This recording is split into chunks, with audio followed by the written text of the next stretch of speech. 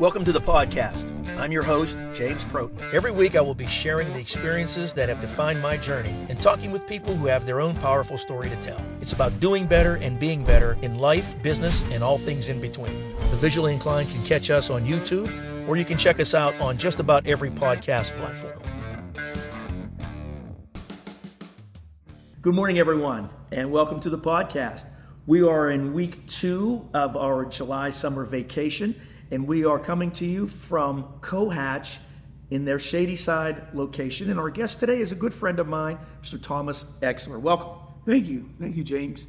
I appreciate you being here, man. I've been looking forward to this conversation. Yep. You have quite a story to tell, and what I know a good bit of it. We've talked about it in the past, and when we had Jamie on the podcast, and but what I'd like to do is just kind of get out of your way and let you talk a little bit about your where it all started, your background, and some of the things that you have done as a result of your disability as moving forward, and then we can talk about where you're looking to go from here. Does that sound good? It's fine. Well, as you know, and as hopefully the audience knows, that I was born with a condition called bladder exstrophy, and it's when the bladder is born on the outside at birth. Okay. And it's so literally on the outside of your body. Literally, yeah, it's literally on the outside of birth, and it's in your bladder is actually inside out, like a balloon inside out. So it's like cut down the middle. So because of that, I had many surgeries growing up. And the surgeries that I had then in the 60s and 70s are far different than now. Oh my goodness, yes. Yeah. And because of I had the surgeries, I got to know the kids from Children's Hospital and everyone there. And my mother created the first group in the world for kids with ostomy surgery. Really? Because I actually had a urostomy for most of my life. And because of that, she created this organization, and she had over 600 families at the time. Wow. Yeah, and one of the families I got to meet was a young lady that she was just in the hospital right here in Shadyside, and I went to go visit her, and that's someone I've known for 50, 60 years, and it's really a touching story. Yeah, absolutely. That is quite a mountain for a child to climb, right? Yes. I mean, you obviously how brutal kids can be when they notice anything different about somebody. I mean, I think a lot of the man that you are today has come from that. I mean, obviously our past impacts. I think it's kind of true. Yeah. Most of mine has come from that. Mm-hmm. It's come from the learning of all these people with all these different disabilities. We had spina bifida, we had Crohn's, we had ulcerative colitis, we had Sorbonne syndrome was one of them. And many of these kids, you get to learn from them. You can learn more from the kids that are going through with this than you do yourself. Sure. And you're still involved with young people that are, in different types of disabilities. I've been involved with young people all over my life. Just recently, about Jamie's Dream Team. Yeah. And I've been with her for 10 years. Okay. And she's a wonderful person. But the amount of kids we meet, they don't put. She goes home crying about it. It's a very emotional experience. It was emotional just talking to her, both of you about it when we did the podcast there. So, but you've done a lot of different things over your life in this space for this community, right? And it's not just ostomies itself. We've had, because I worked at a camp for years that had kids with multiple procedures, multiple problems, and it was a intestinal urinary camp. But they also had disabilities with wheelchairs. They needed to help wheelchairs going up mountains. I mean, one of the amazing experience I had was we climbed a mountain with a guy who didn't have any arms or legs. It's like the amount they can pull. He had legs, but he pulled with his arms, and it was just an amazing experience. Yeah. And I can fill up this entire hour for that. But we only have 20 minutes. Well, no, it's not. But that's as a result of your disability, and you know, it's a really great story. Your mother creating that group back then. Yeah. You know, that was a thing. That was a heavy lift. And that was all mail or Yeah, because there was no internet. There was no internet. And it was a very experience, and it was really her and my surgeon that created it. Really? And they were very instrumental in getting it word out, and it just became on and on and on. It just became too big for her to handle. Wow, that is so cool. So how blessed are we, seriously, to have Children's Hospital, the Children's Hospital we have here in Pittsburgh? Yeah. It's one of the best in the world, without a doubt. I mean, you know that better than I do, and that's I mean, tell me about. I wasn't just there. I worked there for years. Yeah. So that's true. But what did that impact? How did that impact you as a child with a disability that it was hard to understand back then? Right, that had to be. I think in the long run, it was probably easier. Was it really? Yeah, because now kids are just cruel. No, they sure are, and they're cruel for other reasons. Yeah, and it's not just because you're different. They're just cruel, and they can be a very interesting. And they have all this internet and all the access to social media. Sure, that's actually been able to exacerbate the situation. You're right. We didn't have all of that back then. So you know your circle, your world, so to speak, was much smaller. Right. It was much smaller because it was just a group, your neighborhood, your community, whatever that case may be. But now, if you have any kind of an issue, or it's literally global. So going on with, I can say this exactly. My mother, when she actually went on TV at age 5. Is that right? And when you were 5? When I was 5, right. And she went on TV and talked about all this stuff. I told this at one of the conferences I was doing and speaking about it. I said, well, at least your mother didn't go on TV.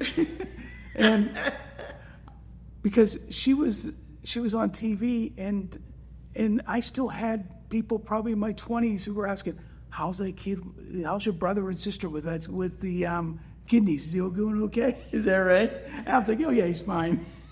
That's very funny. And you did a lot of keynote speaking and things like that at conferences and stuff. You know, up until you had a stroke. Right, and even after I did have a stroke, I was on a board, but I couldn't really speak because you need to have. I could do it off the cuff. Yeah. And I know this might sound like I'm doing off the cuff here, but it's not the same. Sure. And, sure. Because you did it internationally. I did it all over the world. Right. I went over to Australia. I spoke in Germany and in England and in Iceland. That was one of the best ones I like. Nice. Yeah. Why does that stand out? Iceland's a great country. I mean, it's a great country. I've been there 6 times. So really, and it's a great country. You get to meet a lot of people, and I got to know everyone in the ekstriphein and also the ostomy group. But it was funny. It was only you could all fit in the room here. And it's a great place. And I got to tour the Children's Hospital there. Okay. And it was just a nice place. Wow, that's really cool. That is really cool. So what has, over your experience, your life in advocating for these things, how have you been received? How has this whole thing been received here in the States? It's been okay. I mean, there hasn't been much negative, but there's a lot of positive to it. Cool. I think the positive really outweighs the negative. And when I speak about it, I just use this first one, and I go, it's, I used two different numbers. One was, I would always start that I was with exstrophy, and I also have to wear glasses. They're my 2 disabilities.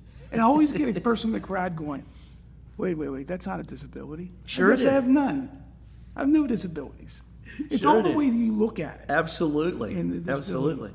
And another one was, I always would say, I'm very blessed.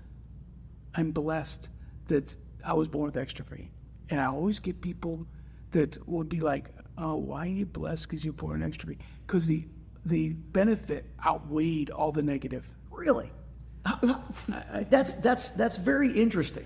Because I've got to meet so many interesting people around the world. I have friends on every single continent. I haven't been to every single continent, but I have friends there. Yeah. And it's very interesting when you go to speak with these people and you have them. And one of my favorite speeches was we were in Spain speaking, and it was with my good friend Misty. And we did the two things. I said I got the schedule arranged beforehand to have her go last because I can't go after her. And we spoke there, and afterwards we stood for a half hour for pictures, and half of the people didn't understand what we said. They were translating, but they had no idea what we said. Yeah. And it was really touching. It was really a humbling experience. That's powerful. And what an amazing perspective to have on something like that. Because most people would look at that as negative. You would have a hard time rising above that and finding the blessings. Yeah, I would say if I could change anything, I'm not sure I'd change it. Really? Because it's very touching when you go to meet these people. And you've met hundreds, maybe thousands of people you never would have met otherwise. Thousands of very interesting people that are very famous too, and you would never expect that. Is that right? Yes. Like, give us an example. I wouldn't want to divulge your name. Okay. But I could say one's a BBC director. Okay. One, I'm a BBC presenter, and one's a football player. Another one's a hockey player. So there you go. I mean, there's all these people around the world. That's amazing. Yeah. That is totally amazing. And, you could sit here and feel sorry for yourself, or you could sit here and say, I've had a great life. And I love the fact that that's where you go with this. Exactly. And that's where I feel that this has been a great life. I'm looking back at it. I'm only going to be 60, but I'm looking back at it. And it's amazing how far this has come in the 60 years. Yeah. Medical has come way, way further than 60 How is the treatment, of this different now than it was when you were young? Now, on the best case scenario, okay, they can repair and the patient becomes continent without a catheter.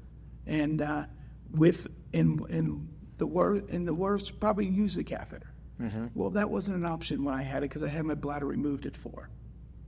So, but now, today they can repair the bladder, and it's not the best because there is some malformation of the bladder with the cell at cellular level, but can be repaired. It's pretty good. The repairs are really good, but I can't say it's for everyone to be that way, right? Because there are more severe cases. There's cases that have colloquial exstrophy. It's a more severe involves the intestines on top of the bladder, and will require, in some cases, an intestinal transplant. So you might see a lot of the kids at the hospital that have intestinal transplants. That's what they're in for. But it's very rare because it's that's 1 in 250,000. Exstrophy's 1 in 40,000, give or take 10 or 20. And it's still rare. It's give or take. Yeah, that's rare. So in the city here, like there's 500,000 people in the city. What are we talking? 5? Yeah. And the funny thing about that is, I had a young lady who was I was singing with her father, and I heard through rumors that she had a child. And the child was with exstrophy. And I went to the hospital to visit him a couple days old. And he just reached up and grabbed my hand. And I just knew it. That's a powerful moment. It was very powerful. That's a powerful moment. Yeah. Wow. So you've developed bonds and made friendships, and that is such a cool thing. And people who are quote unquote have had normal lives without any kind of issues have a hard time doing that. But you're a very extroverted, outgoing guy. Yeah. You reached out to me, which is how we met and how we met Jamie and everything. And the only reason I reached out to you is because it's Jamie, and I was doing her promotion. Yeah. But I have to leave my stuff on there so it look like I really do know what I'm talking about. Yes. Yeah. Well, I was just as intrigued by your story as Jamie's, and we have been talking for a while about getting you on the show and talking about that, because I think people living with any kind of disability, we still live in a world where acceptance is a very difficult and rare thing to find. The average person walking down the street, I think maybe they don't want to deal with it. They don't want to look at it, So acceptance is a really big deal. And to have somebody like you who has lived it and still reaches out and just with love and acceptance, that's man, I can't. And that's what I do. You got to accept everything you've been through. Another thing I usually speak about is, if you have one person can have a hangnail, it could be the biggest thing they have in their life. Yeah. The hangnail may be it. For me, you can't just laugh at them. It's because that may be for her, their psychological, the biggest thing. The worst thing that ever happened to them. Worst thing. Yeah. And that's just you got to think to the individual person. Right. Like the kid, like the one you had on last week. Yeah. I mean, that's Rodney. Yeah. That was stunning. It's very interesting. Yeah. About people. And honestly, you look at Rodney's situation, his story. There's only one reason that young man is alive, and that's God above us. No matter what you believe, you have to believe in a higher power when you see a story, hear a story like that. And much like you, I mean, your story is so uplifting and just renewing, because the human spirit is amazing. What you can overcome, what we can deal with, Yeah, that's exactly the issue. And I think you need to understand each individual. Every person has a story. Yeah. And it's really, that's why I like this show, is your way of presenting every picture. Every person has a story, and it has to be told. When my grandfather lived in McKeesport, I drive by there every day. I would drive, do here and do there.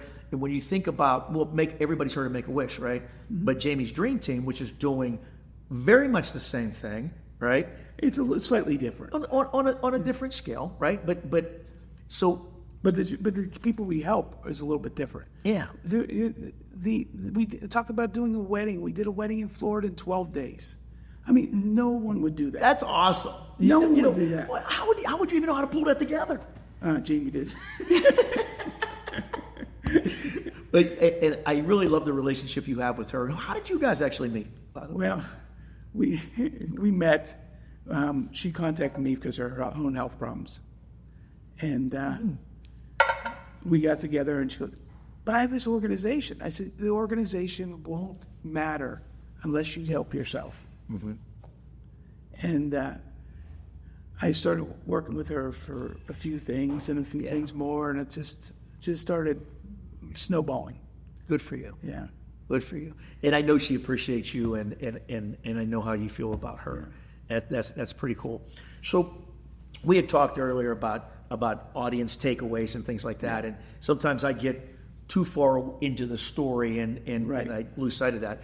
But I think your message is very, very, very powerful. So what in your mind, what do you want the person watching this show to take away from your experience and your story? Well, I don't leave it as just my experience, because I created this group called CourageToShine.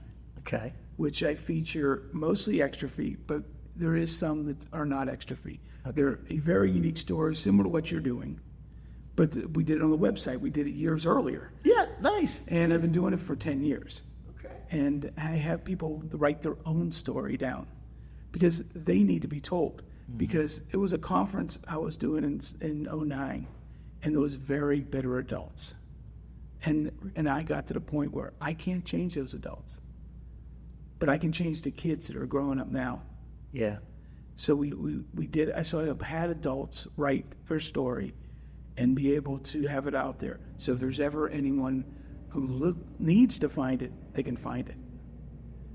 So that, and Jamie's basically what I'm doing now, plus the Association of Bladder Exstrophy Children of Community. And so I'm doing that in a few weeks, going to Milwaukee to be able to present that award to the next person. And we do an award once a year during that conference. And I would like to be able to get them on many different conferences for different medical reasons. Sure. So that's why CourageToShine brings out. It's coming over the mountain, and you're climbing up the mountain just to shine. Yeah. To show you. Yeah, nice. I like that. Yeah. That is so cool. CourageToShine. I love that. Yeah. I love that. So how if somebody is in the community, or if they have a child in particular who is dealing with a disability of some sort, how would they get in touch with you? They can get in touch with me through the website. What's the website? It's courage-to-shine.org. Okay, .org. Yeah, and you can do it through any of the emails because they all bounce to me. So okay. Yeah. So you can. I'm listed there as Thomas Exler. So okay, and you have different social medias and people can follow you on there. Of places. Plus, you can get me on Facebook, on Instagram, things like that. That is really cool. So, how about if advice to a parent? So we're talking here. I have a child that has a disability. What advice would you give me as a father to father? I would say don't panic first. Okay. Because I think that everyone's trying to find out what's there. Take a breather. Mm-hmm. And then look, that kid's going to make you proud. You don't know how he's going to make you proud now or she, but she will make you proud. Yeah. You just have to give him space, give him time, give him to learn. However, you have to be the case to provide the information for them. Right. Depends on the issue itself, but they have to be able to show them examples. I think examples, even if it's not the same person, examples are really good. And I told a lot of the kids when I used to at the camps I used to do, I said, no matter what, you don't leave this camp unless you find someone that you can write. Because at that time it was writing. Yeah. But someone you can write, or now it's their email address, or their phone number. You don't go to any of those conferences without finding someone there, because there will be a time where you'll need some. Yeah. We all need someone. Yeah. We all need somebody at some point. I don't care how healthy you are. I don't care blessed. We all need somebody to talk to. And I'm really happy that we've connected. I appreciate your friendship. I think, you inspire me in a lot of different ways. And listen, this is great. I hope we are able to continue to collaborate and keep moving forward. And so what's next for you? You just... next is right now I'm going to Milwaukee on August 2nd or August 1st. Yeah. Okay. And going out there. And then back, I'm just going to be cruising the summer. Just keep doing you. Yeah. Well, listen, I appreciate you coming on. Thank you so much. We will do it again. And we love being involved with you and your community and everything that goes on. So let's keep collaborating and keep getting the message out there.